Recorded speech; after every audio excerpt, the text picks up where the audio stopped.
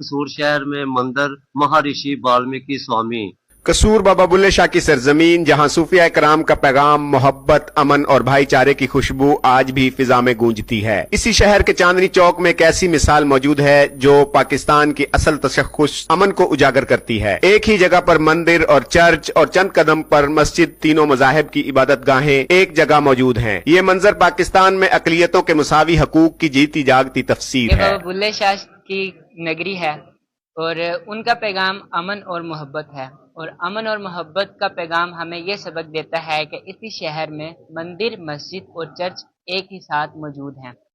इस कदीमी मंदिर में आज भी हिंदू धर्म की किताब रामायण महफूज है, जिसे बतौर विरसा एहतराम के साथ संभाल कर रखा गया है। यहाँ आज भी कसूर आने वाले हिंदू यात्री अपने इस कदीमी मंदिर आते हैं, जहाँ मसीही बिरादरी ने 300 साल पुराने तारीखी मंदिर को आज भी विरसा की तरह महफूज रखा हुआ है। कसूर शहर में मंदिर महर्षि वाल्मीकि स्वामी के साथ ही चर्च की हम खिदमत करते हैं, लेकिन इसे भी नहीं हम छोड़ा।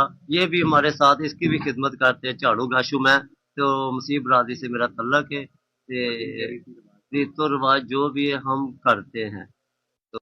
ये मनाजर इस बात का सबूत है कि पाकिस्तान दर हकीकत अमन, रवादारी और भाईचारे का गहवारा है, जहाँ मुसलमान, हिंदू और मसीह सब एक दूसरे के अकायद का एहतराम करते हैं और मिलजुल कर इस धरती को मोहब्बत की खुशबू से महकाते हैं। मजहब दे पर्दे लांदे नहीं, इंसानियत नू वसार जांदे ने। बाबा बुल्ले शाह का यही पैगाम आज भी कसूर में रोशन चिराग की मानिंद